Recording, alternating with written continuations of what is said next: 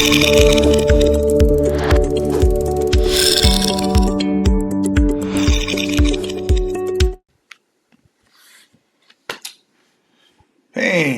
everyone, Edward O'Daniel here with the veteranlandlord.com, and it's just a beautiful day, so I'm coming to you with some education here.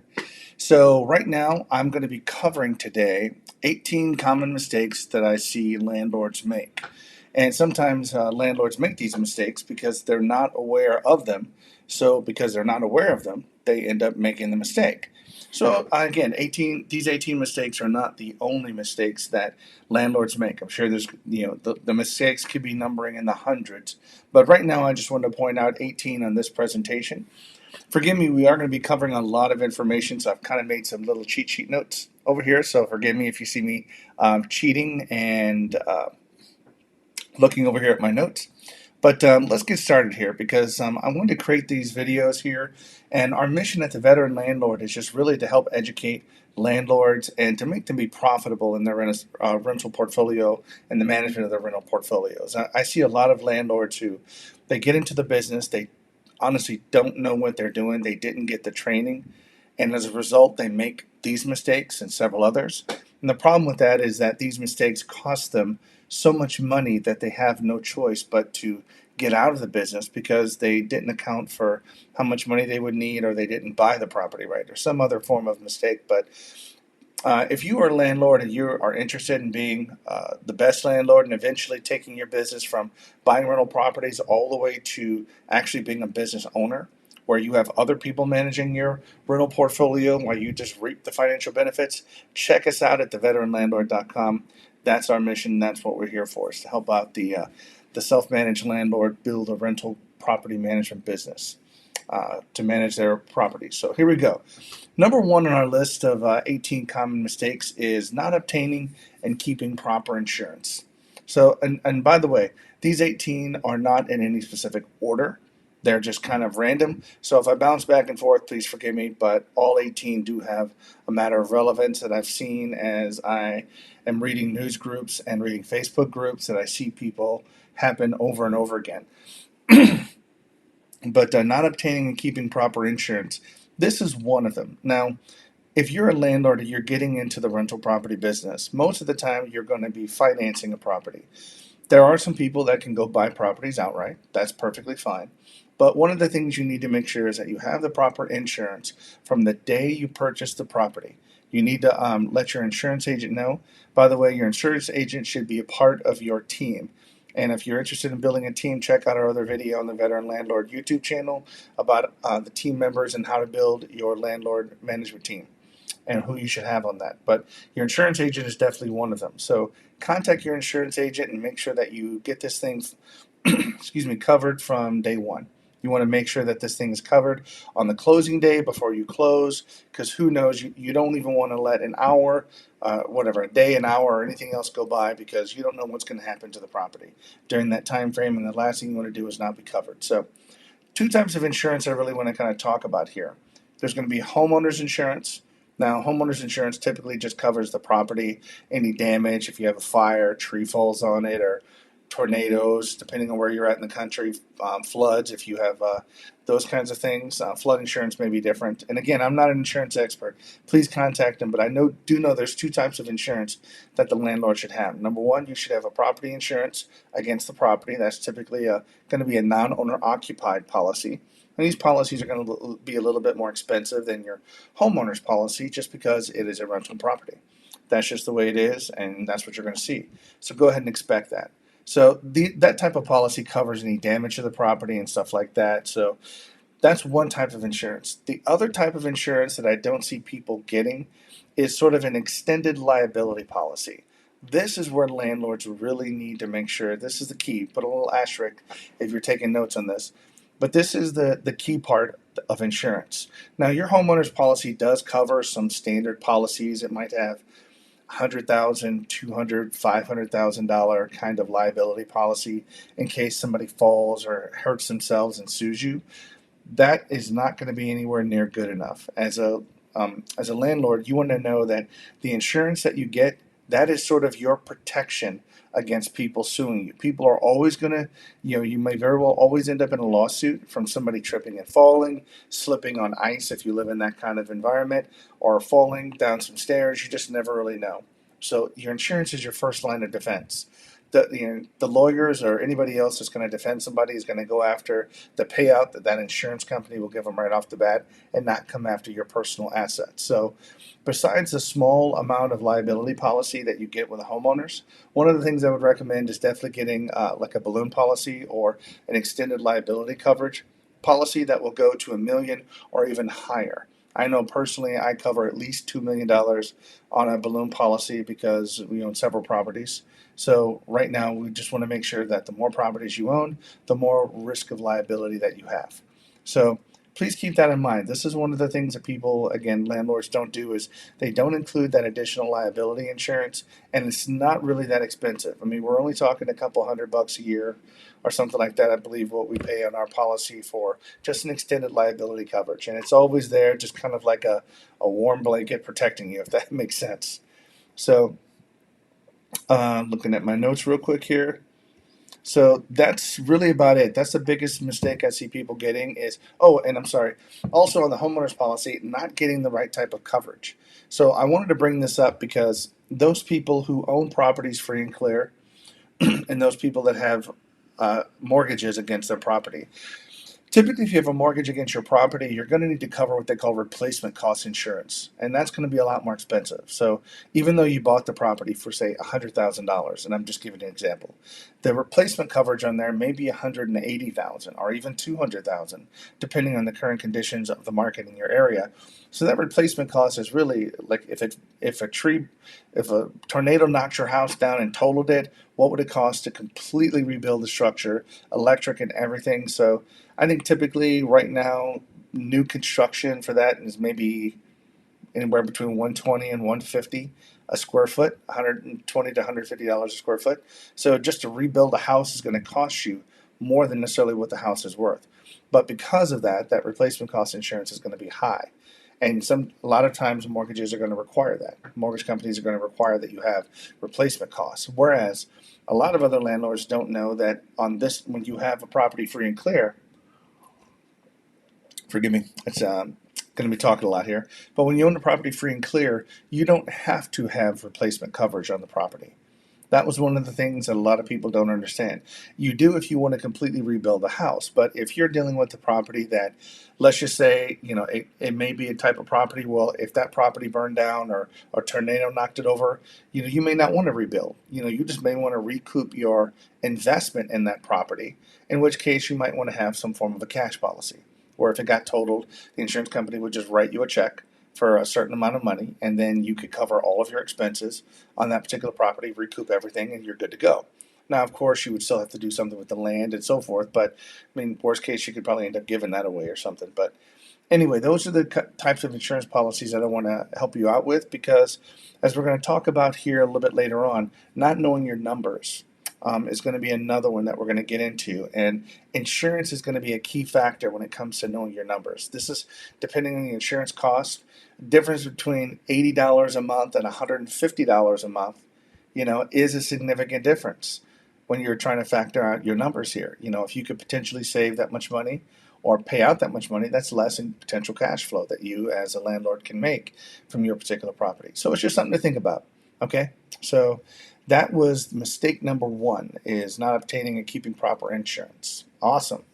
So moving on to mistake number two that common landlords make, and that is not running adequate screening of a potential tenant. Oh my goodness, I can have a whole day seminar on this topic. So I'm going to have to try to trim this down and just going to get the facts on this one.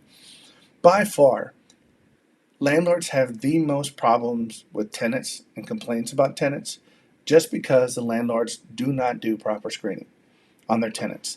They do not have certain qualifications, certain levels of standards that they require tenants to meet before they can move into their properties. So this is one of the very first things in the veteran landlord that we try to teach people in our management section is just make sure that your tenant qualifications and your screening and your qualifications for renting are high enough that they're going to be able to cover you and get the quality of the tenant that you want in your particular property. The, the better you do at this part, the easier managing your property is going to be. Please believe me on that. The better you do at tenant selection, the easier it is to be a landlord. Now, if you're a landlord out there and you're watching this, you're certainly going to understand that having a great tenant is just like, I mean, you never get a call, you never get a complaint from a tenant. Everything's fine. If something goes wrong, the tenant fixes it. They just take care of it. They don't bother you. And it's like they just send you the money every month. That's an ideal tenant. I mean, you're like, wow, I forgot to even own that property because I haven't heard from the person in so long, and everything's been going great. So tenant selection is a huge deal. So some of the things I would advise you for: get your qualifications if you're going to do this yourself. Okay, if you're not going to do it yourself, which I don't ever recommend people do their own tenant screening, just because there's some other liabilities and things like that with fair housing. Without having to get into that you have to make sure that you repeat the same process over and over again in case somebody ever accuses you of discriminating against them for whatever reason. So I would just kind of recommend handing that off to a tenant screening company and having them do all of that, because then the liability is on them to kind of get that stuff done. So, but even the tenant screening company is going to have certain standards. They're going to come back and say yes or no, or they're going to say, this person may be a high risk. So, but at least they are keeping everybody to the same level of standards that they would expect would qualify as a good tenant. So, I mean, just simply, one of the primary things that we look at when we're qualifying tenants is just how much money they make. You know what I mean? How much money do they make regarding the rent? If you're renting a place that has $1,000 a month, if somebody only makes $1,500 a month, that person is not going to be a good tenant for you, because they're going to struggle every single month. You can't make $1,500 a month and pay $1,000 of that. That's 66% of their income on their rent. There's no way they're going to be able to afford to live and pay for food, utilities, and everything else. So typically, you're in the 3 to 4 times the monthly rent range. That's kind of where you're looking to have a tenant put in there for that. But when you screen a tenant, obviously besides just making enough money, there are other things that you want to check. You want to do a background check. You want to do a credit check on them. You want to make sure they pay their bills, things like that. You want to make sure, depending on if they have a criminal background or they're in the sex offender database and things like that. Those are all things that you need to check up on to just make sure that you understand the type of tenant that you're putting in there.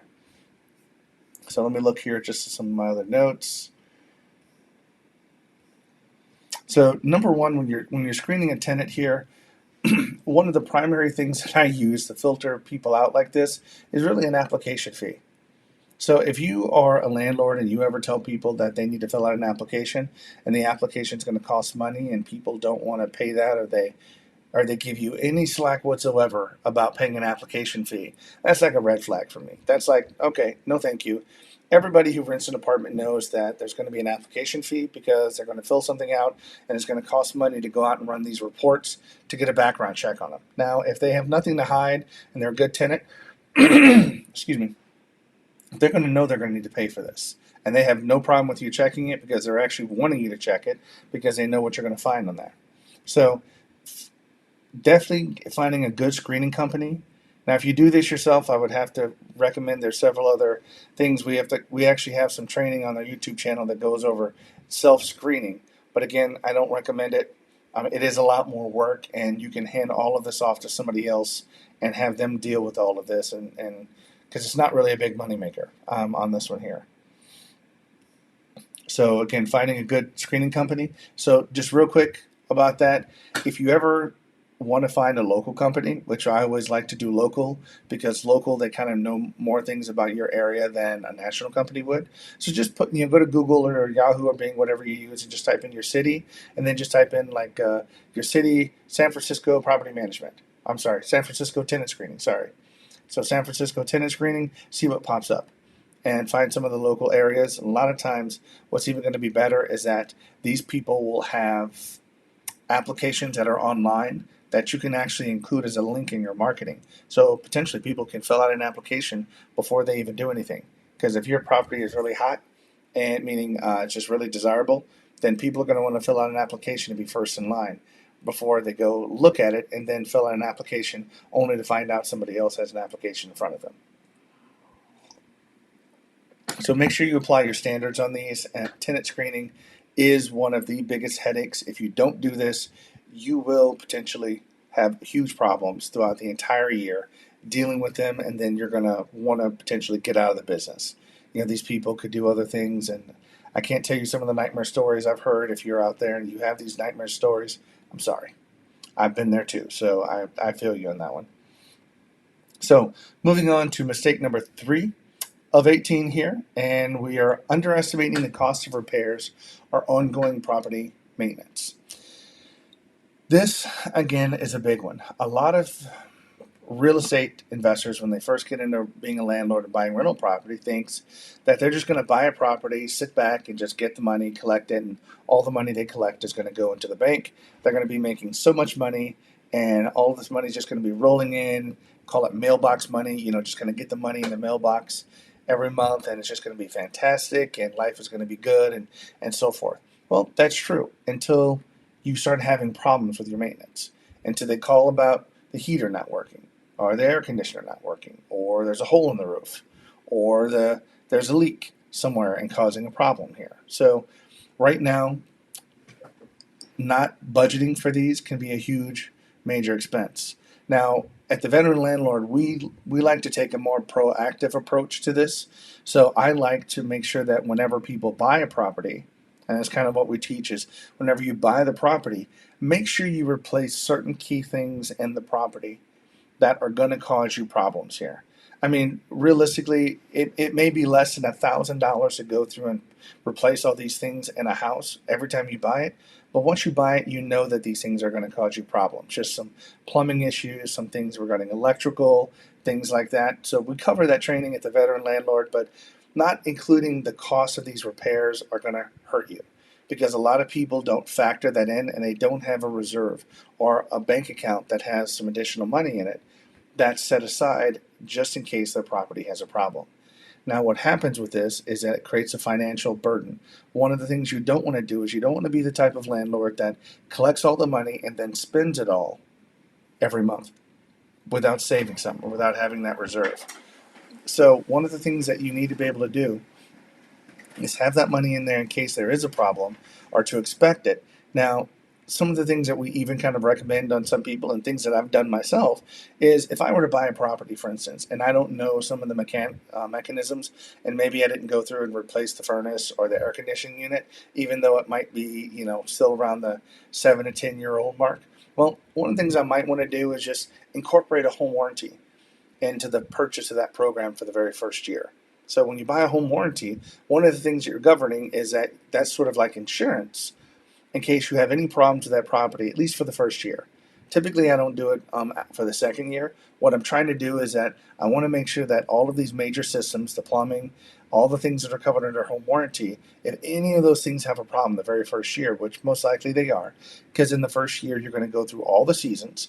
You're going to go through the heat, the cold, whatever, rain, wind, all that stuff's going to happen, and the mistakes or the problems that are going to come up in your property are going to come up. So you're going to be able to sit back and know and have those fixed at a much reduced cost. So home warranties are like something like 75 or $100 for a deductible, and then you can have potentially a larger problem that costs you hundreds, if not even thousands of dollars, repaired for a very low expense. So it's kind of like insurance in case any of that stuff fails the very first year, just to make sure you get beyond that first year. But sometimes we do that depending on particular properties here. If we don't replace these systems, we might want to let it go for a few years, but we definitely replace those systems if they're older than, say, about 12 years. We don't really keep them in the house, especially if they're in bad shape, if they're rusted and stuff like that. So underestimating the cost of repairs, please make sure you have money in your account to cover normal wear and tear mistakes. Now, one of the things that's not on here that I will include in this section, that it's also a mistake I see.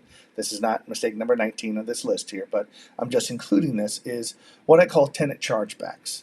Now, a lot of the repairs and maintenance that you get, landlords, this is one of the things that is why your lease is so valuable.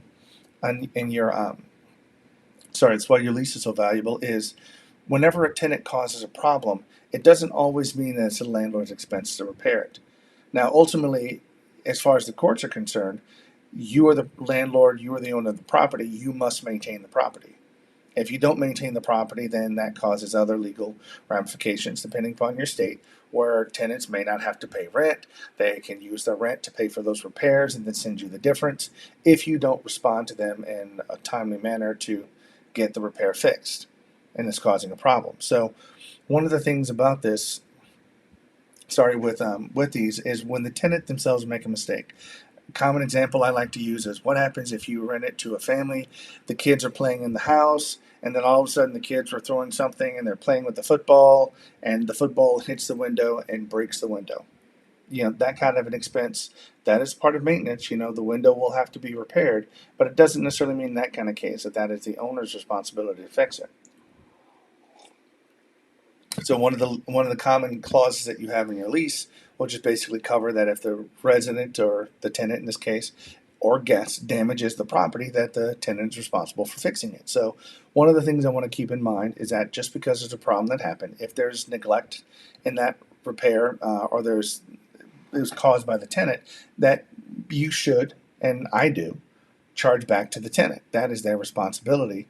But if it's a common, regular maintenance issue, then that's something that you're going to have to be able to cover. So again, have some money in reserve. That's the key to cover this mistake. Have some money in the reserve. Now, a lot of people ask me how much. How much should you have in reserve?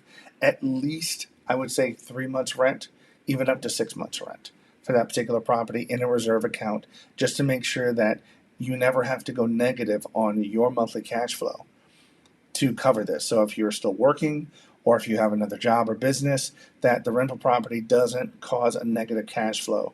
You want to make sure when you buy it, all of that stuff is covered.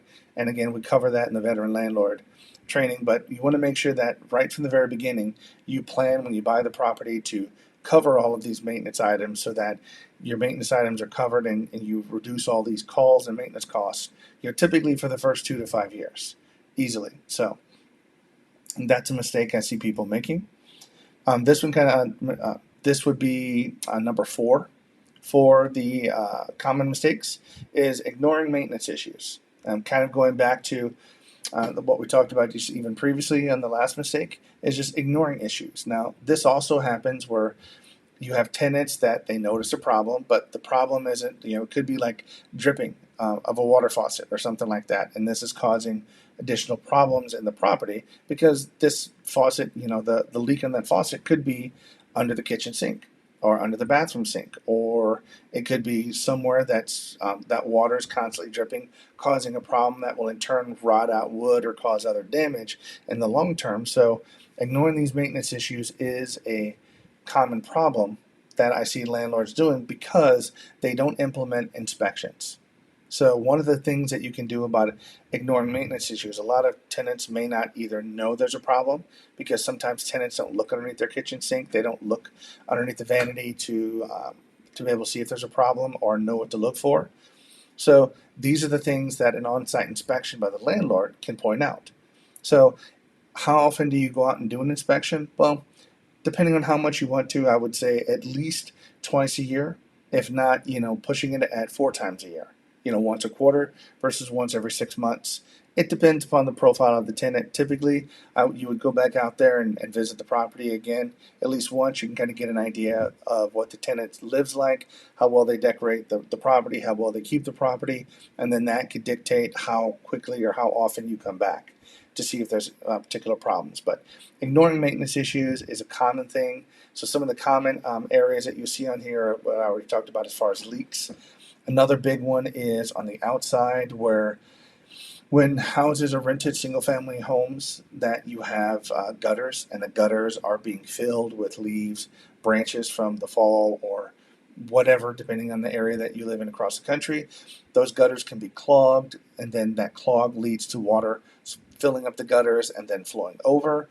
But even the problem from that water flowing over and falling into the ground creates these sort of what I call ruts, these little grooves in the ground that the water makes when it falls over. That's how you can tell that it's been doing it for a while. If you look at the front or back of your house and you've got water stains on the concrete or you've got this big rut in the grass, from the water falling on it. That's an easy way to determine that this has been happening for a while. But this is a common mistake, especially when it comes to having foundation leaks, making sure that the water is drained against your house and stuff like that. I know I kind of got off on a tangent real quick, but I mean that's just an example of ignoring maintenance issues. When that is ignored and that's not handled, it could lead to further issues like foundation leaks, problems, rotting your sill plates, and things like that near your house. So some of the other things, just the biggest thing on this one is just to do your inspections. Go out there now. As a landlord, you can do your own inspections, but you don't have to. If you have a contractor on your contractor could be your inspector. Okay, you can just pay them a little bit of money to go out there for their time to just do a quick walkthrough inspection, see how they see everything's looking good, make sure that the gutters all look good, the downspouts are going away from the house, that there's no major problems, windows aren't cracked, that everything looks good, there's no damage to the walls. I mean, there's a whole checklist that we have on the Veteran Landlord about how to do inspections, what to look for inside of a property. But this is the biggest way to prevent longer term maintenance issues and ignoring them.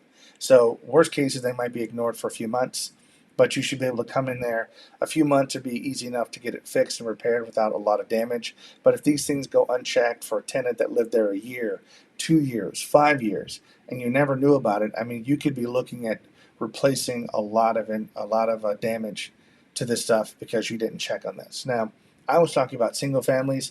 Imagine for those people out there who choose like a multifamily building for an asset class to do investments in, what happens if you have a third floor apartment that has a small leak like that, and then that leaks from the third floor into the second floor, and then the second floor walls are damaged because all the water's been draining for years, and then that goes down to the first floor. You can imagine how much damage it is by just not checking on that. So maintenance of apartment buildings like that are even more critical to check, especially on the upper levels because things from the top roll down. It's called gravity. So awesome, making some great progress here. I hope you guys are appreciating this. Let's go to number 5 here. So number 5, trying to do it all and knowing when to get help. The biggest thing I would say here is go check out our other video we have on the Veteran Landlord site about building your team. This right here just goes back to, as a landlord, you cannot, let me rephrase, you cannot be the only person who is going to be on your team. Okay, because there's only a certain amount of skills that you have. Now, if you're that kind of person that is a, let me see, contractor, general contractor, you can do drywall, you can do flooring, you can also do electrical, you can pull permits, you can do plumbing, you can pull permits, and you're an HVAC tech, and you're all of this stuff together, well, I congratulate you and I bow to you because you are a better person than I am. I am not all of that. So I hire people to do that. So it's not all about us. I need to have a team around me to be able, once I know the problem, to be able to go out and send and use the right resource on my team to go out and get that particular problem fixed. So trying to do it all and knowing when to get help is the biggest thing. But one of the things as a landlord, you don't want to wait until you're in a position where you need that person before you actually have to go out and look for them. Because then you're in a reaction mode instead of being proactive. So again, be proactive. Watch your team video about just team members, where you find them at. Get those people on your list so that you have some available. And you have to talk to them. When I say that, I know I'm kind of diverging a little bit here. I do that, especially when I talk about things that I enjoy and I really want to help people out. But you want to make sure that you have a conversation with that contractor about their services, their insurance that they have. You want to make sure that you know their costs so that when you call them, you don't have to discuss all of that then. I don't want you to just build your list by just Googling who's in your area and then writing somebody's name down. I need you to call them. I need you to have a relationship with them. I need for them to understand and maybe even have them register you as a client in their database so that you don't have to give them their information when you call up the next time. They already have it. And then they can dispatch somebody to help you right away. So these are the things that you need to do up front before you need somebody. And once you do this, it makes all of these other issues so much easier when you can just pick up the phone. And guys, keep this in mind. Guys, girls, you can be anywhere in the world when you do this, okay? If you get a call, whatever, you can call anybody from wherever you are. Doesn't necessarily mean you have to be in the local area. Call them, get your team, dispatch them, and get that problem fixed. Okay, so this is one of the things I'm trying to think about is that you don't have to be local. Another thing about landlords is just thinking that if they have to go away, that their business gets shut down. That's the whole one of the main reasons, one of the core reasons that we built like the veteran landlord for is to go and help people become business owners with it, so that you can go on vacation, you can feel comfortable walking away, knowing that things are going to be handled at least from the day-to-day operations. Now it's not going to be 100%. But at least all the stuff, handling maintenance calls, dispatching people, things like that, collecting rent, all of that stuff is going to be able to be handled. So, but trying to do it all, build your team, know who to assign it to, know what you need to have done, and then just know your costs. So right now, if you're in an area, one of the things you might want to do is know how much a water heater costs, to put in a water heater. What's required? If you have to pull a permit, what's that's going to cost? If you need to change the electric service out, what is that going to cost you? At least have a ballpark. What does a new furnace cost you in your area? Ask your team members. You can ask them that, and a lot of people will give you BS as far as, well, I can't really tell you until I come out and take a look at it, and you just kind of politely say, I understand what you're saying, but I'm looking for a ballpark right now. If you came out, give me a range. Are you between this part and this part? How much would it be to replace? And you could just give them a certain BTU, if you understand what that means, of a furnace, 80,000, 100,000 BTU furnace or AC air conditioning unit. What is it going to cost to have that put in for labor and materials? And then now you have that. And then you can go back and use that on your reserve amount so that you know how much something like that may very well cost. So treat this as a business. Know that you need a team, and that your team, if you treat them right, pay them when you're supposed to pay them for the work that they do, that they're going to treat you right as a valuable client, and they're going to appreciate you as much as you appreciate them. So, number five, that is number five. Build a team, get a team. Alrighty, number six on our list for common mistakes that landlords make is not using a lease. I cannot believe that people would still do this. And I'm not, if don't take this personally, if you're this particular type of person, your lease is the most critical document that a landlord and a tenant can have. It defines all the rules, regulations, things that are upholdable in court regarding you and the tenant's relationship. So when you tell the tenant that that's not acceptable, that that's not a part of your lease, or that they're violating their lease, if you don't have a lease, then you've got nothing that can be used as a basis for what is appropriate for them to do or not appropriate for them to do. The only thing you're relying on if you don't have a lease is whatever your state's sort of common lease is, and you don't want that. You always want the lease to sort of represent you, to be on your side, the landlord. And of course, you never to take advantage of the tenant. That's not what I'm saying over here, but you always want the rules and regulations to be clear on how people are to treat your property. So that all has to be spelled out. So not using a lease can create problems, because once you move somebody in, if you don't have a lease or you don't have any rules, what guidelines are you using to gauge what they should do or what they shouldn't do? Is it your own moral standards? Is it how you would live? Well, you can't enforce that on other people. Not unless you have some sort of a contract like a lease that says, hey, this is how you will treat the house. Like, this is how you will, I'm just saying something like cut the grass. If you have a house that needs grass cutting or landscaping, you will, the grass will not ever exceed more than 6 inches without you getting it cut or something like that. If that kind of terminology is spelled out in the lease, then if you drive by or they ever have a problem, you can just simply specify your lease states that the grass is never to get beyond 6 inches. And if it is, you're in violation of your lease. It says it right here on your lease. So those are things, please, please, please use a lease. Even the crappy leases that you find online or buy it at a home office store or something like that, even those are better than nothing.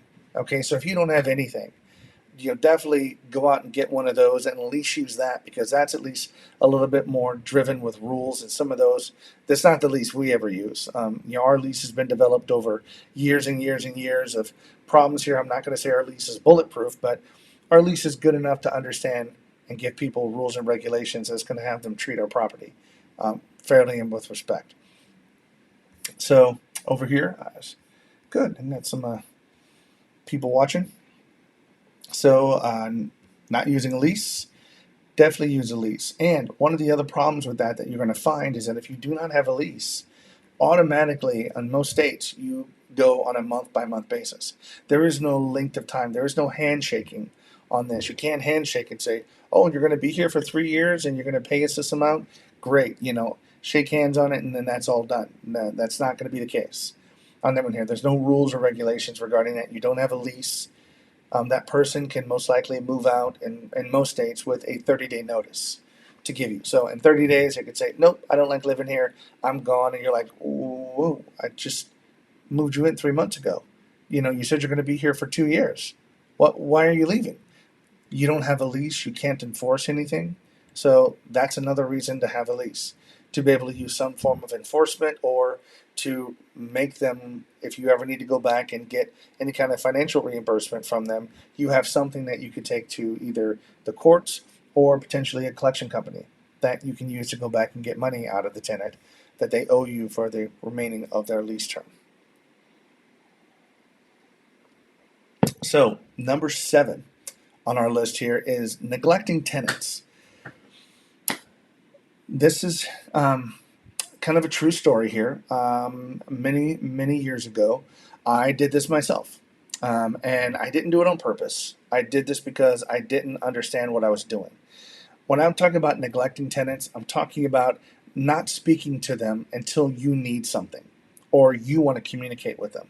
Do you understand? Whenever that happens here, you don't really have a relationship with your tenants. Now, whether you know it or not, you as a landlord, you do have a relationship with your tenant. The better your relationship is, the easier it is for you to be a landlord. The easier it is going to be for you to get things done, for people to do stuff for you, or for people to even potentially repair stuff that you don't even have to pay for. I've got tenants in my units that will pay to have something fixed, or they know somebody that can come in and fix it or something like that. They'll pay for a new faucet or they'll pay for something else to come in and get it fixed without even bugging me. And that's just a part of their profile, a part of who they are, because we have a good relationship. They just don't want to, they just feel bad about bugging me. So, neglecting tenants, it's not necessarily just about not talking to them. Just keep in mind that it's an open communication. If you have a relationship, how do you feel about those friends that really only call when they want something? Are those people that you really want to talk to? I mean, think about that. If you get that call from a friend or from a relative, it's like, oh, great. Here comes Cousin Vinny. Cousin Vinny only calls me when he's in town and he wants to go, wants some money or something like that. So now you're going to, you're going to send Cousin Vinny to voicemail and you're not going to call him back. So not that your tenants would necessarily always do that to you, but you get my point about that one here. And that's just because you need to have a relationship with them. So even if they're great tenants, even just communicating them with technology doesn't even mean having a phone call with them, to be honest. Sending them an email, sending them a text message, even if it's just like once a month or something like that. Hey, I just want to say we appreciate you as a client, as a resident. Please let us know if there's anything going on with your property. And again, thank you so much for being a resident. Just a text message. Somebody gets that from you, they know it's from you or from your office, they're checking in with you, makes them feel better, makes them more apt to pick up the phone and be more responsive to you when you need it. Okay, so just looking at my notes real quick here in case I missed something. No, just check with them on a regular basis here, and that's all. Even if it's quarterly, guys. I mean, but just if you only contact a tenant once a year to renew their lease, how good of a relationship are you? Or even if you contact them a couple weeks before, or even a month before their lease is up, you're not fooling anybody. The tenant knows that you're doing this just because the lease is going to be up and you're looking for them to stay. But if you communicate with them every single month, even if it's just a quick text message or an email or something like that, it doesn't have to be a personal email. It could be a mass email that you send out using an email service provider. I mean, you could have 50 units and you just broadcast 50 messages and say, hey, it's Edward O'Daniel, blah, blah, blah, blah, blah, and you just send them a message. It could be the same message you send to everybody. But at least you send a message out, and now they've got that in their inbox, and they know that you're communicating with them. So throughout the entire year, it's going to make that lease renewal so much easier. And potentially, if that lease renewal ever goes up, if you raise the rents, you're less likely to run across resistance if you already have a relationship, because people know that costs go up. But if you only talk to them once a year and it's like, hey, your lease is up. Are you staying? Are you going? Because I'm knocking you right up $50 if you're staying. Do you want to stay? You're probably not going to have a very good response rate if that's how you communicate with the tenant at the end of the year over there. So just a little bit of advice there. So that was neglecting your tenants here. Next we've got here is 8. Wow, these are not going so fast here. Number 8 on the list of 18 here, not enforcing lease terms. So again, we're going back to the lease. Again, your lease, in my opinion, is the core critical document, the most important document that you have in any landlord-tenant relationship, because it defines the rules and regulations between what you do and what they do, what they're supposed to keep up with and what you're supposed to keep up with. So ignoring the lease terms is could potentially have issues. So one of the problems I see on this one is the landlords letting the tenants continue to slide on certain lease clauses. It could be, we talked about earlier about the grass outside being above 6 inches. Well, what if these people, don't want to cut their grass except once every month and they let it get a foot high? Well, the problem with that is that that's going to cause you as a landlord, believe it or not, problems, because, well, you can start getting letters from either the subdivision, the HOA, or maybe even the local municipality that your grass is high. You're going to keep getting problems, and if that happens, your property is going to be classified potentially as a nuisance property that we have to contact these people over and over again.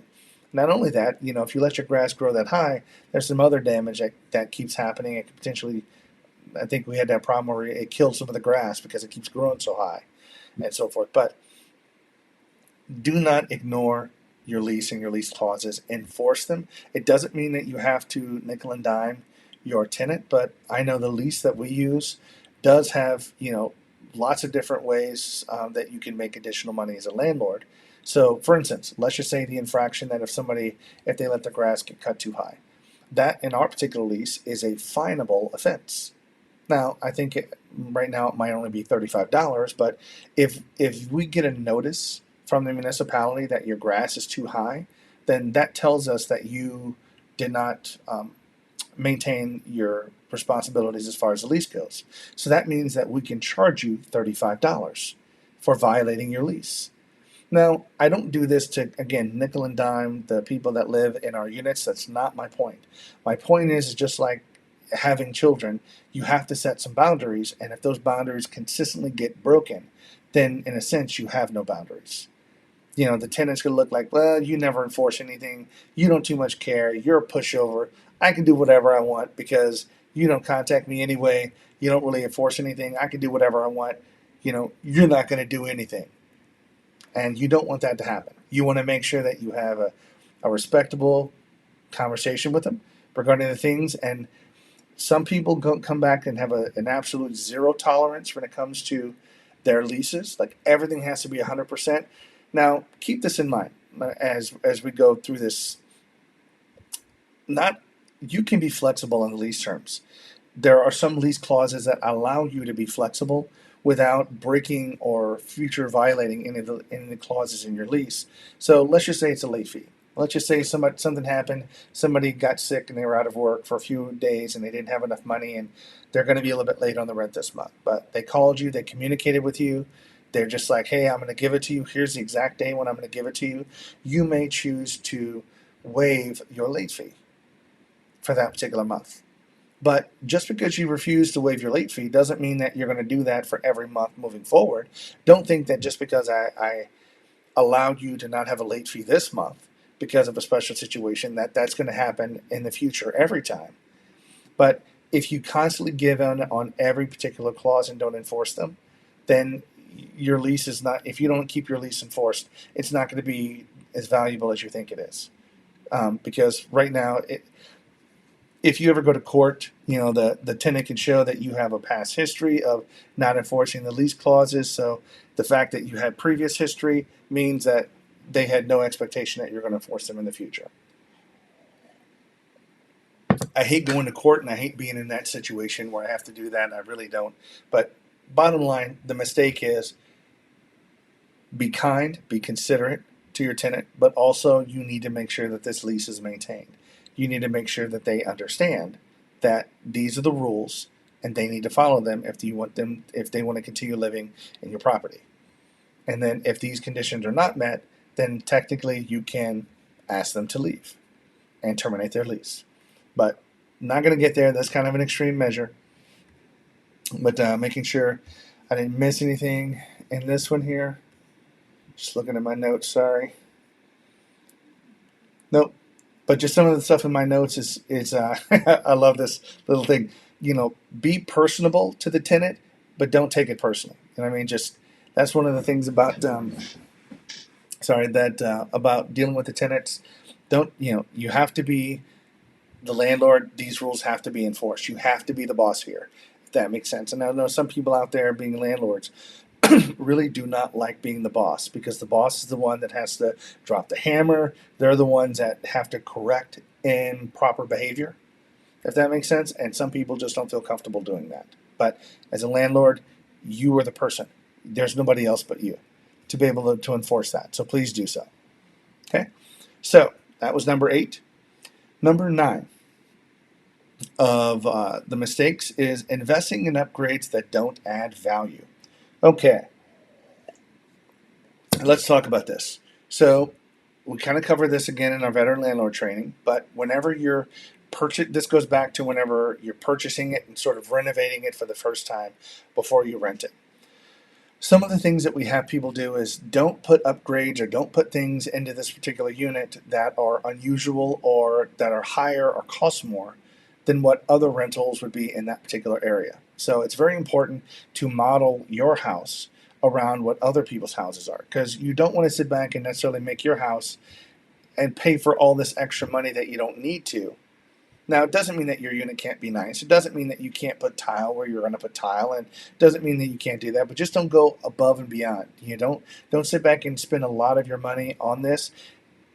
Make it look nice, but not too nice, if that makes sense. So keep that money that you're going to spend on the property and maybe put that into your reserve account to handle for maintenance for a little bit later on. But the biggest things are to cover the maintenance items. That was one of the biggest things that we focus on.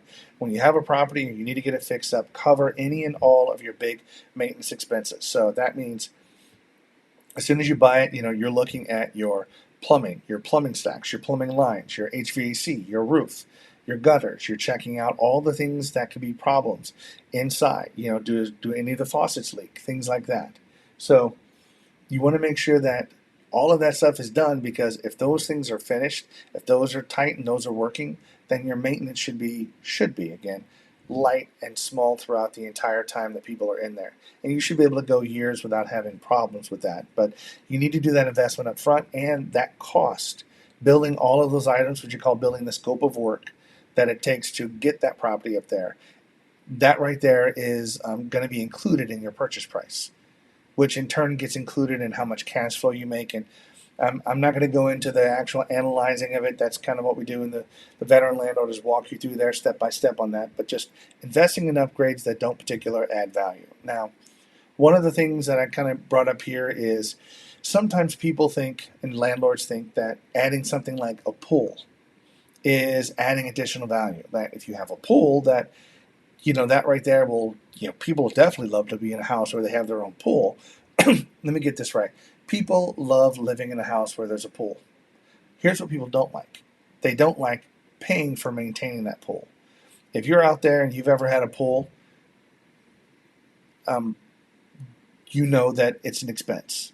From maintaining it to, especially if you ever have seasons where it gets hot and cold, because if you're in an area that just it's maintained like a nice 65 to 85 degree temperature, then you don't have to deal with problems that regarding freezing and then thawing, because that right there is brutal on concrete and more or less like pool liners. So that the expense of filling it up with water, the expense of keeping it clean, the expense of everything else, that right there, and then repairing that pool may not be as profitable as you think over there. So right now, that's just one of those things where I personally don't think a pool is a huge investment, that's going to add that much value to putting something like that in. As a matter of fact, we've actually done, outside of the rentals, we've fixed and flipped houses where we've had pools and we've just filled them in.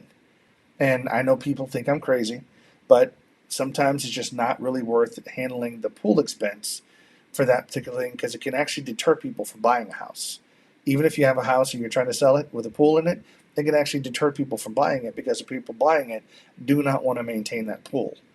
And they know they're going to have to do something with it. So, anyway, kind of degrading a little bit here, as I normally like to do when I start talking about things, but investing in upgrades that don't add value.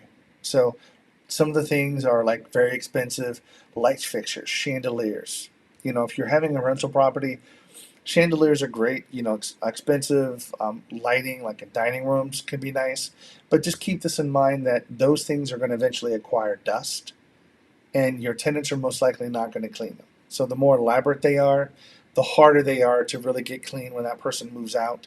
The nice, crystal light fixture now becomes dirty that you have to clean each little piece, and it just becomes a nightmare. It's a huge expense to go through and try to get that light fixture clean, where if you were to just put up a nice globe or something, light fixture, or I don't know, even possibly a ceiling fan or something like that, that would have been a lot easier to deal with. So just investing in your upgrades, make sure you pick the upgrade that's going to be compatible with your area. You don't want to put in too much, but you don't want to also put in the cheaper stuff either.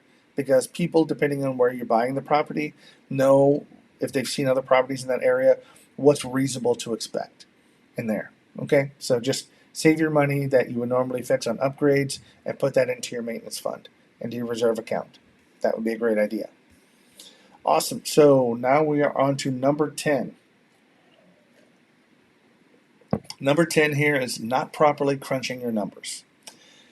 Again, we can have a whole 8-hour day webinar or even longer on just crunching, analyzing properties, looking at everything.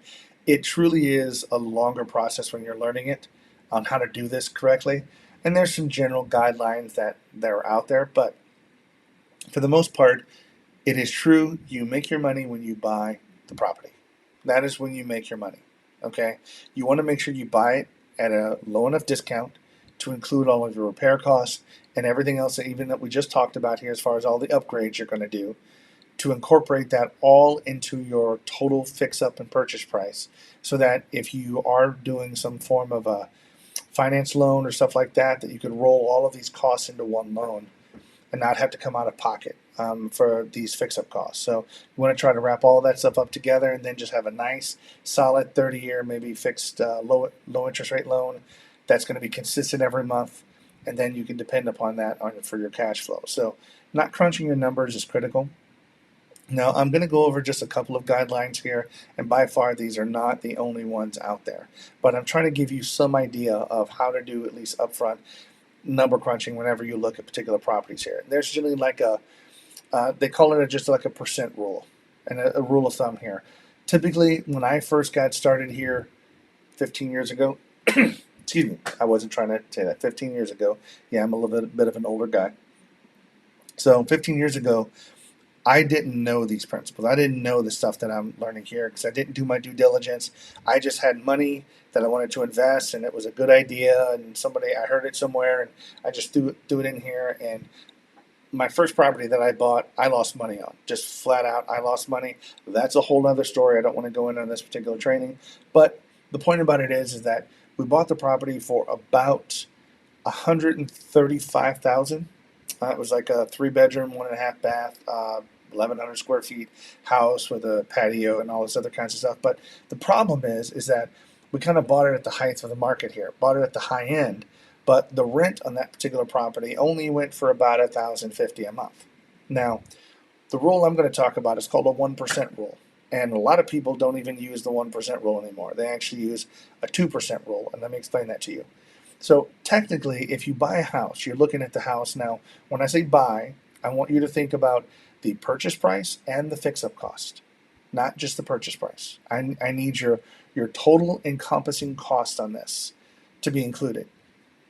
So I'm just going to throw out a number. Let's just say you're going to buy it for $80,000 and you're going to put $20,000 worth of renovation into it. So you're dealing with a $100,000 property whenever it's all said and done. That's what I'm looking for, the number that you need to come up with. Now, whatever that number is, you need to take 1% of it.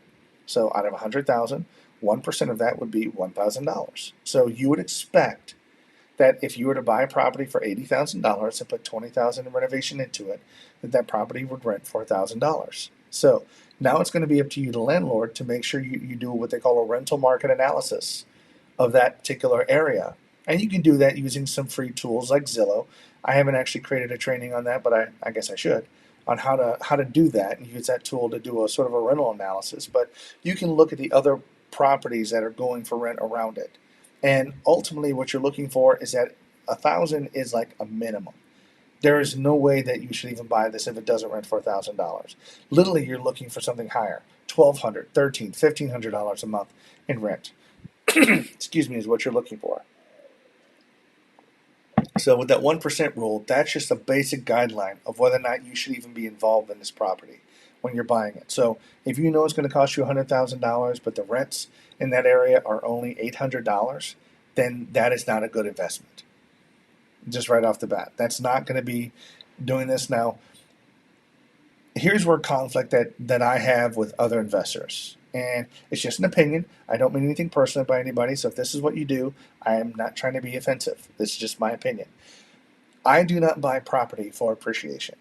I buy property for cash flow, meaning that the numbers have to work on that property right now in today's market. If it doesn't work right now, I don't care if it's going to work 5 years from now, because I don't know what the market's going to be like in 5 years.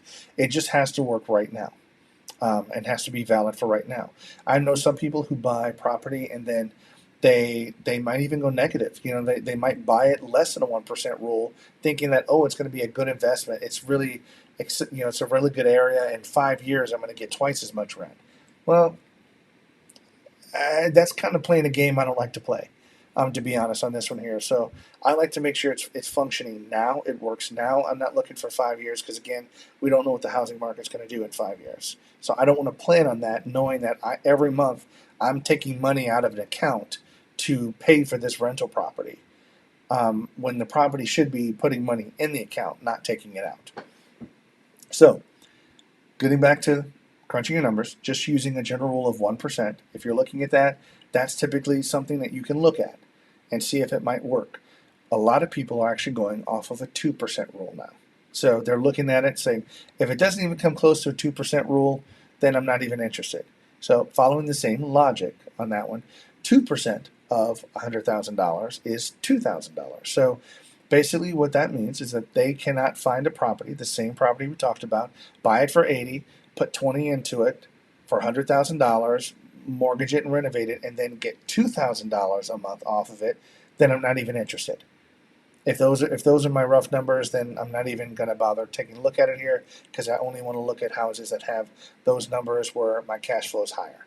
So it started at like 1% a while ago, 10, 15 years ago, and it's been slowly easing up because people are just using this just as a rough guideline, rough guideline on whether or not somebody should even take a look at the property.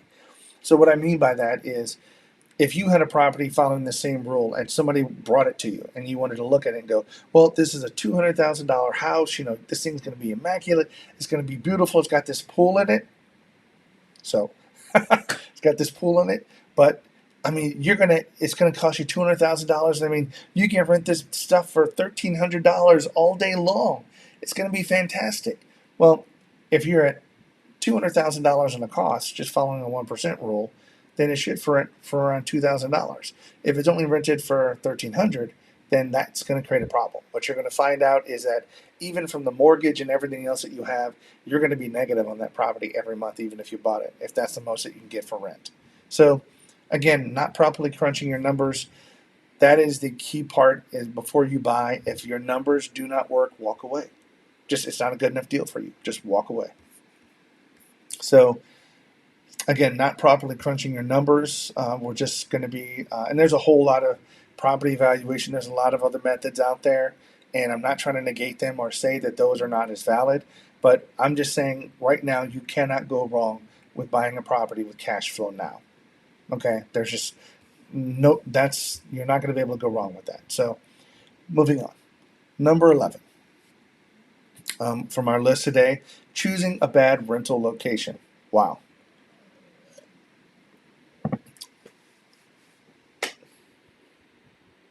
I've got so many things I could say about this. I'm kind of deciding which ones I want to say. So this will feed basically this number 11, choosing a bad rental location, kind of feeds right back into knowing your numbers.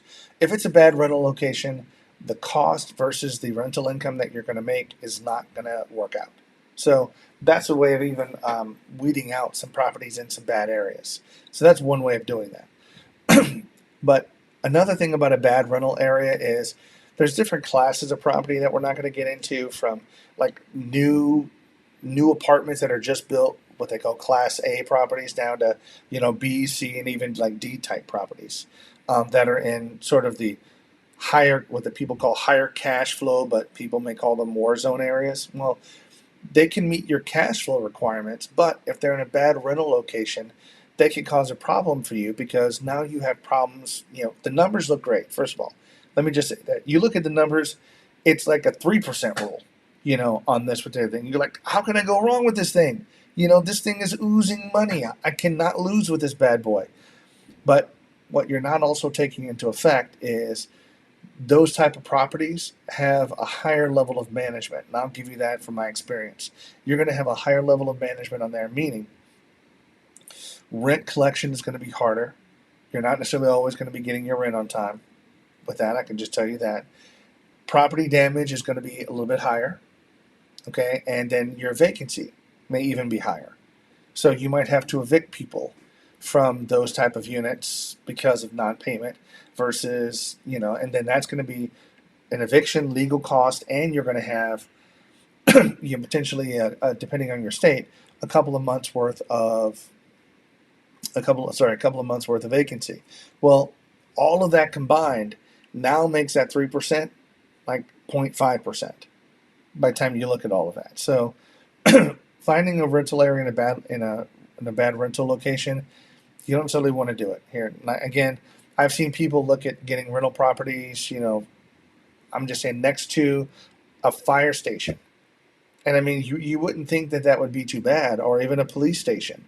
A local municipality. I mean, imagine having the house right behind a firehouse, and it's 1 o'clock in the morning. What happens whenever the firemen get a call? If you've ever been around a firehouse, it's like the 4th of July. The gates roll up, woo, the sirens go off, and just like it's 1 o'clock in the morning. And the firemen, I mean, there's no rule against, public noise nuisance, because the fire truck is going to make noise when it leaves. Well, guess what? If those are at inappropriate times, that could affect your rental property.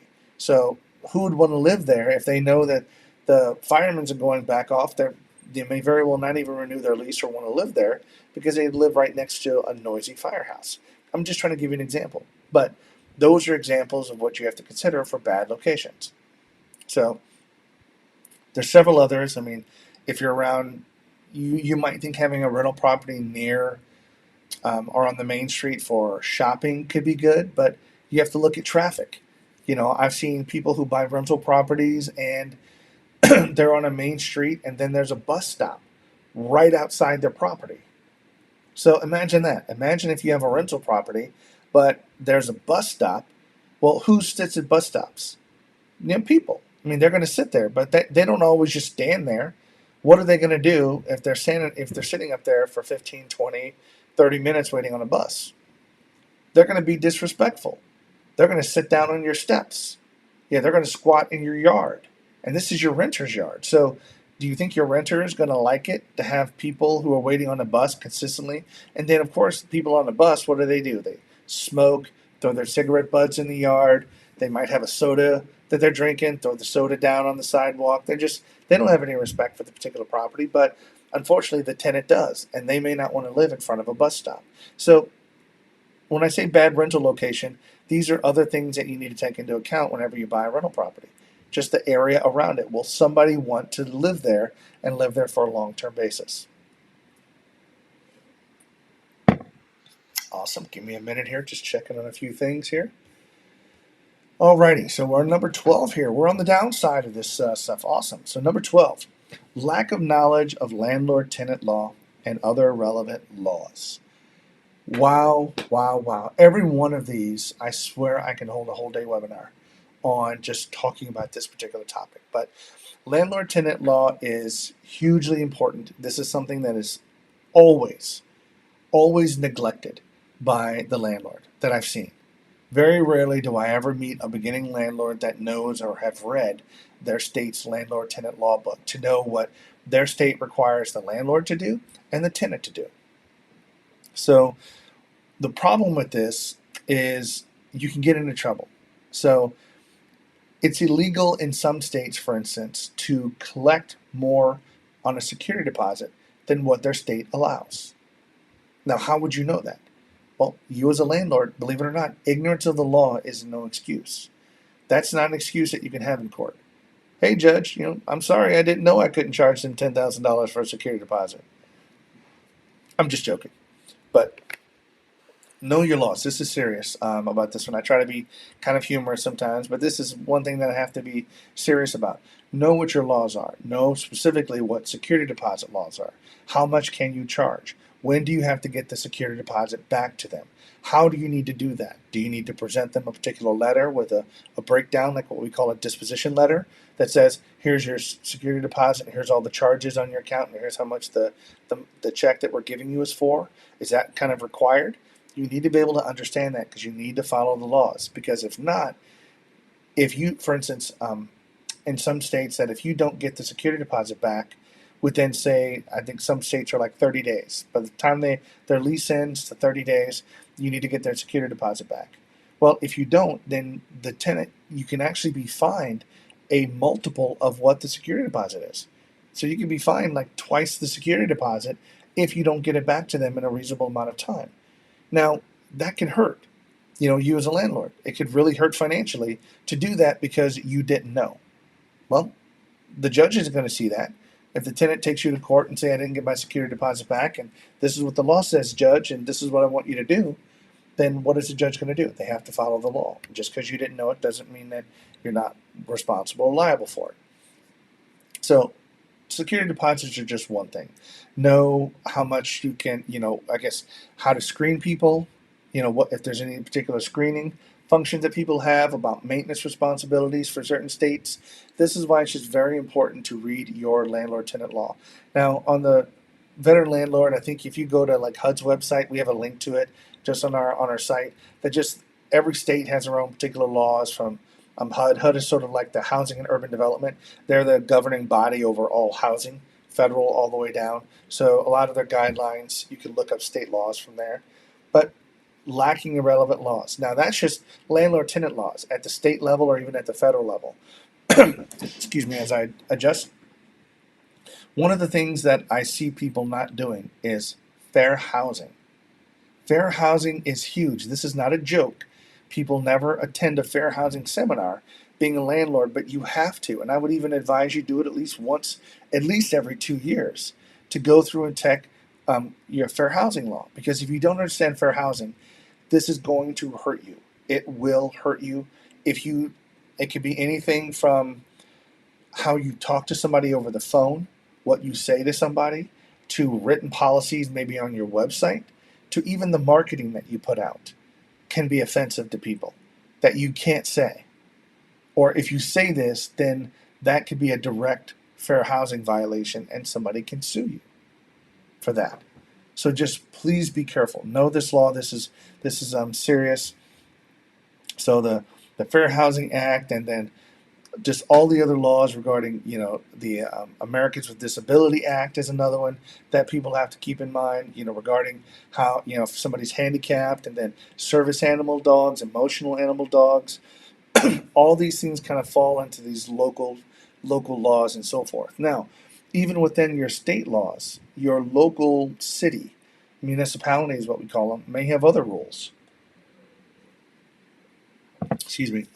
The local city may have additional rules that's on different than the state. They may take the state's policies and then add things to it that can extend what the state says, that if you have property in this area, now you have to not only do what the state says, now you have to do what we say as well. So know those rules, know those laws. Now, if you don't, you can obviously call your local city or municipality and ask them, call City Hall, find out if, whatever department governs the regulations of rental properties and things like that, and find out from them what are the rules and regulations. I'm sure they're posted on the website or have some pamphlet or brochure that you can download, but take 30 minutes and call and figure this stuff out. This is very important, and this goes back to just you want to make sure you know this because you don't want the tenant to be more knowledgeable on this than you are, and that would be a problem.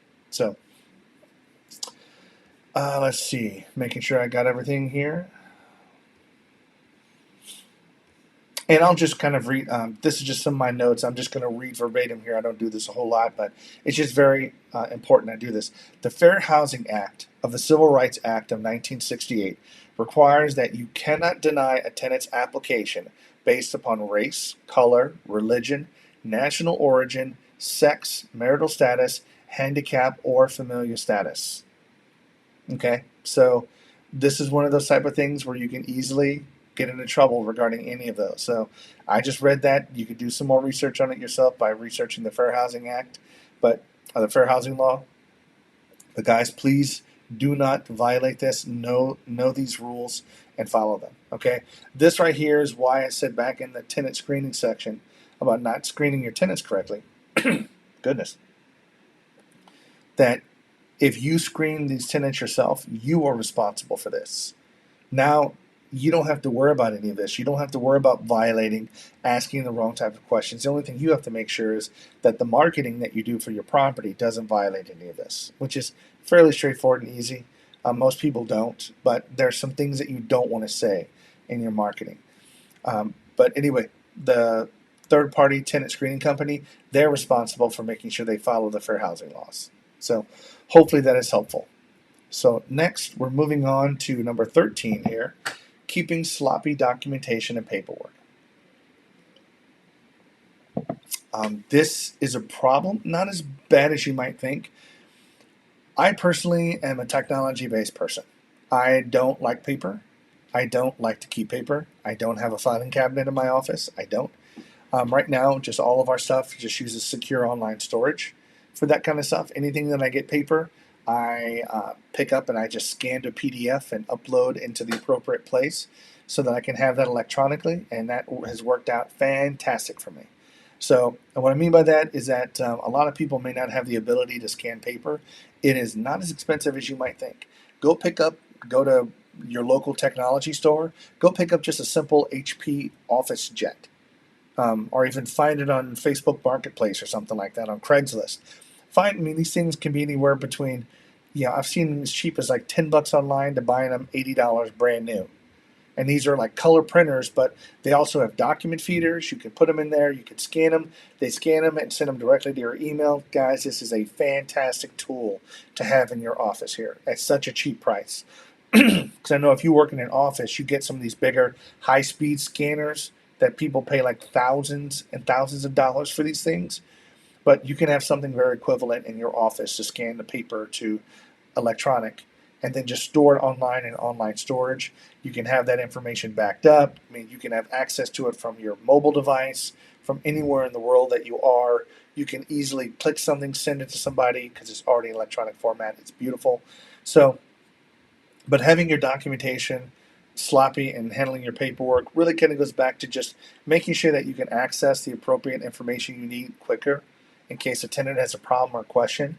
You don't want to sit back and have a tenant call you and says, well, when does my lease expire? You're like, I don't know. I know I've got that lease somewhere. Where did I put it? We just did an office move, and then I moved that folder over to here. I have to get back to you. And then now you're having to do all this quick searching when all you have to do, if you're organized correctly, is just go into your online storage, click on here, click on your property folder, choose a particular property, choose that particular tenant, click on the lease, open it up, and just simply choose, and you can do it within seconds of somebody calling and just have it done and over with if you're very well organized. Now, that was one side of sloppy documentation and paperwork. The other side is the financial side. So the financial side is where people run across problems because it's when April 15th, when tax time comes around, and you have to now, the tax accountant is asking, can you please give me all of your income and expenses and all of your other costs regarding, if it's maintenance expense costs, if it's replace something that's a fixed asset, or something like that that you have to keep in mind. Where's all that documented at? So right now, I use QuickBooks. I love QuickBooks. Been using it a long time. It works fantastic as a very low cost solution for maintaining rental property documentation, expenses, and so forth. Makes it very easy at the end of the year just to hand that QuickBooks file over to the accountant. They can pull all the information out of it. Makes tax time a breeze. Do it. Awesome. So enough about that. Let me see if I missed anything on that one. But no, most of the stuff in here just really regards being able to have access to it at a moment's notice. So if you have anything regarding, it could be an inspection, it could be a notice. Remember we talked about how if the local city sends you a notice violation for tall grass, well, you might want to scan that in and record it and keep that on the tenant's records so that now you have a record of that letter that you got. And it's very easy just to get the letter, scan it. I mean, it takes you just a couple of minutes, and now you've got that electronically that you can pull up at any given time. But you're very well organized, and you can pull that up so you can see, oh, this letter violation was on this date, it was signed by this person, and you can access that information wherever you are in the world within seconds, as long as you have an internet connection. So that is keeping sloppy documentation and paperwork. Just be organized. It forces you to be organized. If you're not, you will feel pain. It's going to hurt you in some way, shape, or form. It will. So, moving on, number 14 here. We're getting close. Number 14 is not paying enough attention to the security deposit. Now, I know we just talked about that when it comes to knowing some of your state laws. I did use the security deposit for for that example, but not paying enough attention to the security deposit, you have to understand as a landlord, the reason that you have a security deposit is so that you can hold that money in exchange for the tenant releasing the property back to you in as good a condition as you gave it to that person in, minus normal wear and tear. Now, you're not going to get away from normal wear and tear. That's going to happen with any particular property, but anything outside of normal wear and tear can be charged for. Typically you can recoup that and use a security deposit to help cover something. So, having said that, choosing the right security deposit is important. Forgive me. And I'll tell you why. So right now, you have to kind of look at what is the cost of that particular unit to do some basic function. So if you had that unit painted, what would that unit cost you? If you had other things in your unit, meaning it could be an apartment, it could be a home, it could be any other type of asset class, but what is it going to cost you to renovate that unit and make it look nice again? So if you have an apartment, and let's just say the apartment rents for, again, just use $1,000 a month, okay? But you checked your state law, and your state law says that, hey, I can have up to 2 times the security deposit. I can charge 2 times the rent amount. Sorry, 2 times the rent amount for the security deposit. Interesting. So when you're doing this, depending on how nice your unit is, you may require a larger deposit because it might cost you $1,500 just to paint that thing. In case somebody goes crazy and start damaging the walls and you need to go back and repaint, or damaging some of the floors and stuff like that. What I'm trying to get at is $1,000 may not always be enough to cover the damage. There is the possibility that somebody can not take all of their stuff out here. Now, again, I'm kind of diverging a little bit, but whenever somebody moves out of one of our units, we have a letter that we send them that just says, hey, we want to give you your security deposit back. In order to do so, here's all the items that we want you to complete regarding the home, checklist all the way down, even to the point where, like, leave the utilities on. So do not shut the utilities off so that we can't test things on your walkout. You have to keep the utilities on, even up to the day that you move out. But here's how we want the unit. You need to clean this. You need to clean this. We don't want any of your stuff left behind. Just all these other little things. And as long as they do that, then you're telling them how you want them to give you your rental unit back to you, to make it as minimal on you to renovate it and get it fixed back up. Not everybody's going to do that. Things are going to happen. Somebody's going to leave. They're going to leave couches and dressers and TVs and just junk there in your unit. So you're going to have it cleaned out. Somebody's going to have to go get a dumpster or get a truck or something to throw that stuff away. Then there's the renovation of the walls, the painting, the cleaning it up. Bottom line is that you want to make sure that you have enough of the security deposit depending upon what class your property is in. Now, What I mean by that is, typically if you're going from Class A properties, those are the ones that are newer, more expensive, and typically the people that you get there are going to have, they're going to be more higher paid professionals that want to live in that environment to people that want to live down into the, Class C properties or Class D. You're going to get everybody in all kinds, but depending on your asset class, you might want to collect more security deposit, but you want to make sure that, goodness, that you have enough money to be able to cover for stuff. That's all. Um, but when you're doing this, you want to factor that in on how much, if they did damage anything, to cover it so that you're not necessarily having to go negative. Their security deposit will handle it, but you also need to find out from the state how much you're allowed to charge them because you don't want to be in violation of that.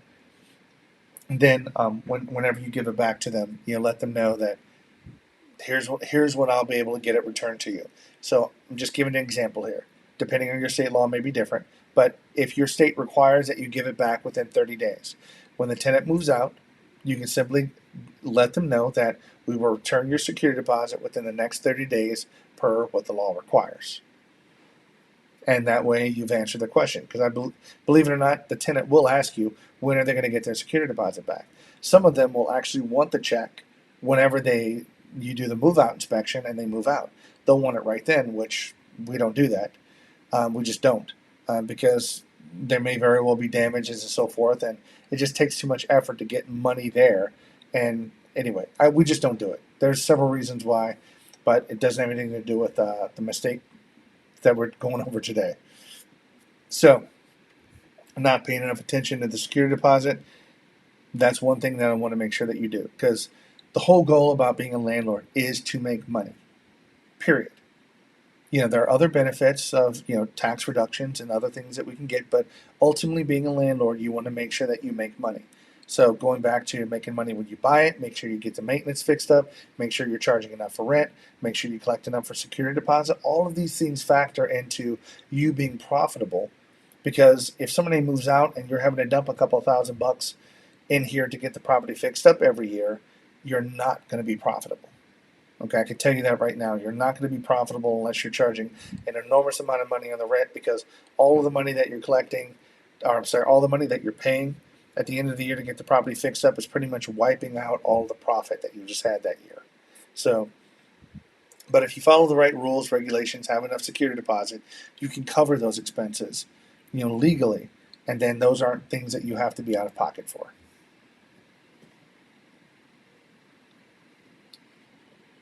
So look over here, get some notes. Awesome. So number 15. 15, one of the mistakes, delaying an eviction.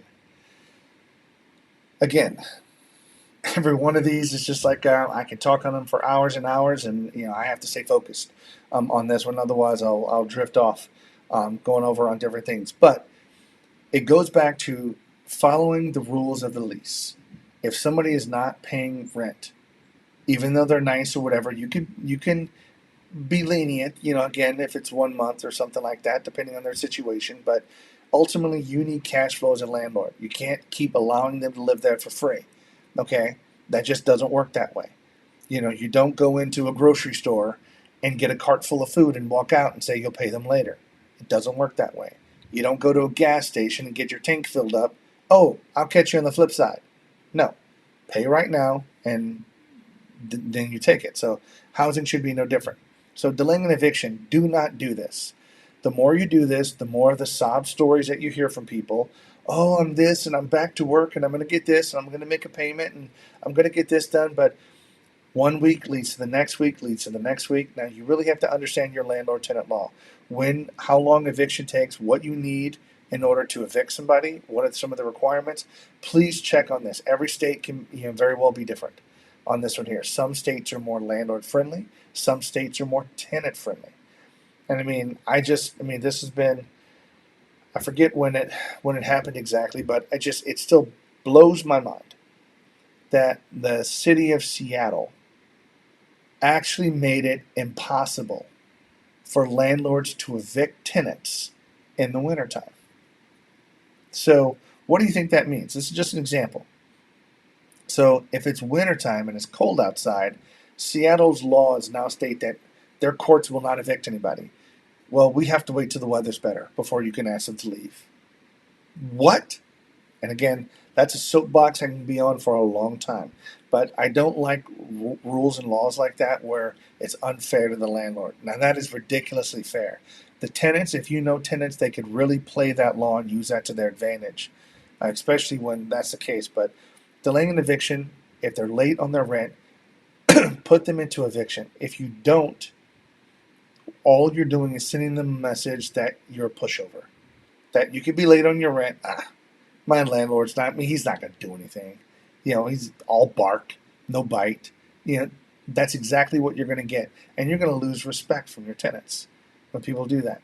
You will start losing respect because if you don't do exactly what's in your lease and do what you say, then they're going to lose respect for you. I can guarantee you.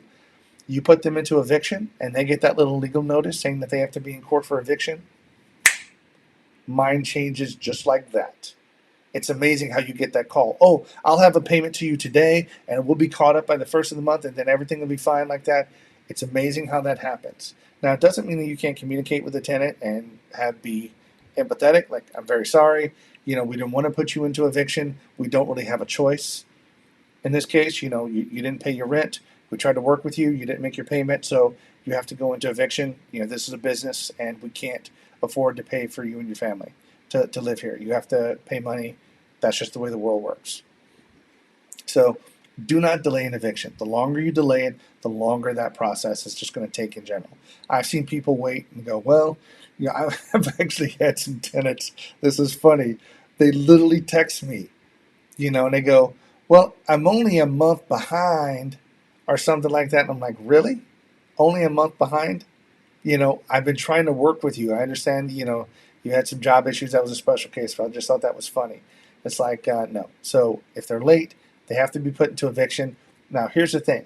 The better you do this, okay, the better you stay on a time clock with this, the better it's going to be for you overall. Now, I'm kind of appealing to parents. I didn't learn this. I'll tell you just a quick thing here. As a parent, one of the things, and this is a new parent, my first kid.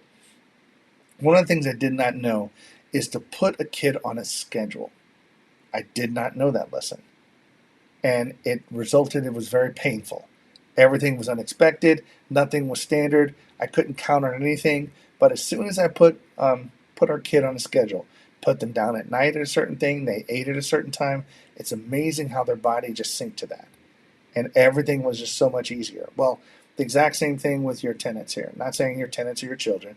I didn't mean to make that analogy, but it's just so much easier if your tenants know on a certain day, if they haven't paid the rent or they haven't communicated with you on what's going on and agreed upon a payment plan. Okay, that's always your option to do that. That if they haven't done either one of those, then they will automatically go into eviction. They just know it's going to happen.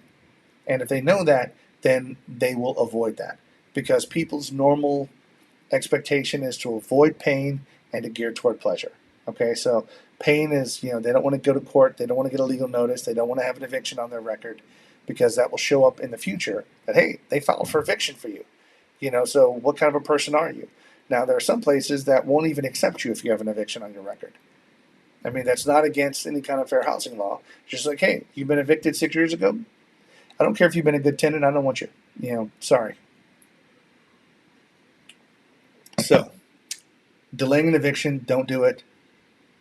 Have your tenants respect you. Make sure it's on a timely basis, and when that does, you will find out it's much, much easier to deal with tenants because they know what to expect. And then what happens is now you don't need to contact them regarding the rent. They will start contacting you because they know that deadline for filing eviction is coming due, and when they know that, they will reach out to you. So make it a lot easier on you. Trust me. So number 16, not conducting a move-in and move-out inspection. Okay. Well, one of the things as a property, no property that you're going to have or you're going to rent is going to be 100% perfect. It's just not. Something's always going to have an imperfection, a scrape in the floor, whatever, something that's just not 100% perfect, not brand new. So whenever a tenant moves in, you want to make sure that you account for all of those so that when the tenant moves out, you don't hold that against them. So it's called a move-in and a move-out inspection.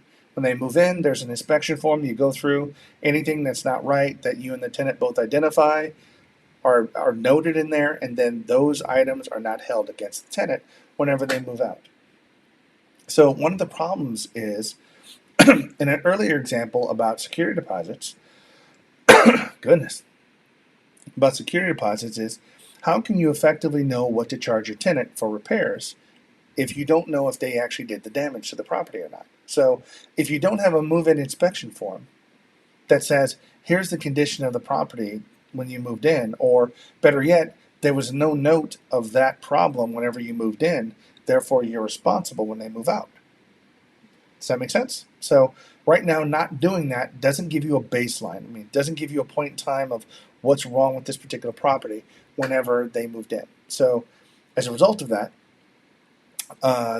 you it's questionable if they're going to charge you for it, because if you go back and say, well, that was broken when I moved in, then you can simply pull up your move in move out sheet and go, interesting, and it's not indicated here on the form, and you signed it that this is, we did a walkthrough and you didn't indicate any of this stuff, and it's not broken here. So it wasn't broken when you move in, it's broken now, so therefore it's coming out of your security deposit. So and likewise, the move out inspection is also good to keep on hand, because that's something that the move out inspection is going to be used to base what you charge them for their security deposits for any of the damages, if that makes sense. So not doing that doesn't give you a point in time. And so when they move out, it doesn't give you an idea of what happened whenever they moved in or what the condition was. So you can argue about that, and worst case is that you might end up having to eat some costs because you as a landlord did not effectively document whenever somebody moved in. So there's simple move in, move out inspection forms that you can get to do that. So moving on, number 17, taking too long to turn over a unit. Okay.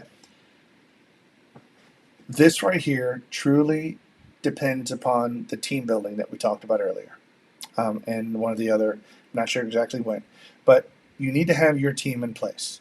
Whenever you do the move out walkthrough with the resident or the tenant, sorry if I keep using those terms interchangeably, I call them residents, I don't really call them tenants. Our leases and everything else calls them resident, and we're management. I just think it's a more easier, softer term than landlord and tenant. But that's just me. So sorry if I'm going back and forth on this. So with it, taking too long to turn over a unit means you don't have the team in place to know when you move the person out, you're going to keep track of all the damages that were done to the unit after they moved in. But at the same point, when that move out is done, you should at that point be able to sit back and do an inspection of even just the normal wear and tear stuff, stuff that you want to get renovated. If, you could, like, for instance, the carpet could be worn and it's time to change the carpet out. Well, you may charge a tenant some of that. It may just be normal wear and tear. You may not be able to charge them anything at all, but basically the carpet, nobody's going to want to rent that with this carpet in this kind of condition. We're going to have to change it out. So that means you, the landlord, are just going to have to go through and build a scope of work. And that just means a list of all the items in that particular unit or in that particular house that needs to be repaired or fixed in order to turn it over and to make it look nice for somebody else to move in. Now, having that team in place and being able to activate that team, meaning the response time between when you call them on the phone and say, here's what I want to have done, or you scan in that scope of work using that office jet that we talked about, you scan it in and you email that scope of work to your contractor and say, here's what I need to have done. Please go give me a bid right away. And depending on what you're doing, you as a landlord may already know what some of the costs are going to be. You might know it's going to be whatever, $1,000 or $1,500. I don't know. You know it's going to be some type of cost in there. And as long as you tell the contractor, hey, I'm looking, this is probably going to be somewhere around $1,500. I would say go ahead and just do it, get that stuff and turn it over quickly. If it's going to be more than $1,700, give me a call and let me know before, for approval, before you do the work. And that way you can get somebody out there and just get it to turn that unit very quickly. The problem is that some people, as I said, let me rephrase, some landlords who treat landlording like a hobby and who work a W-2 job may let that property sit for a day, a week, a couple weeks. And next thing you know, it's another month. And next thing you know, now you have to go cut the grass because you don't have the unit turned over. Nobody's been marketing it. You just lost a month of rent and you're having to pay fees to keep the outside of the property in shape. So turning the unit over reduces your vacancy time and increases your overall profitability, and can be very easily done by just following a few simple, simplistic rules for doing the scope of work, getting your contractor involved, getting them over there, and then giving them the approval that they need to get the work done. And then once it's done, it can be done in a few days, and within a week, for instance, you may very well have a unit that's in great condition again that you can start showing, advertising, market, and get that thing rented again. So taking too long to do that can be a problem. Not only that, I haven't even talked about that if it's a finance property, that now you've lost a month's rent, but now you also don't have the money to cover the mortgage that month. So now that mortgage is going to make your other income sources, whether it be W-2 job, self-employed, whatever that is, it's going to lower that amount of money that you actually have, and it's going to hurt. It's going to make you go negative every month. So the faster you do that, the better. The reason I've seen people take too long is because, number one, landlords don't have the training to know what they need to do to turn that unit around. They haven't been trained, and then they don't have the team in place to implement it once they get that. So typically, whenever you do a move out, you should spend no more than 30 minutes to go through and build a scope of work, just using a standard template that we have. Build a scope of work, or even just type it up in a Word document or text document. Just here's all the bullet points of the stuff that needs to be fixed in this unit, and then sending it over to your team, your contractor, to get that stuff done and get it implemented. So now, woo! We are on number 18. Thinking the property will always be rented. This is a fallacy. So this is a problem that I kind of mentioned earlier, where landlords kind of have that envisionment that all the money they get is theirs to keep. There's going to cash flow. It's going to make all this money every month. There's no maintenance. The tenant's always going to be there. They're always going to pay on time. No, that's wrong.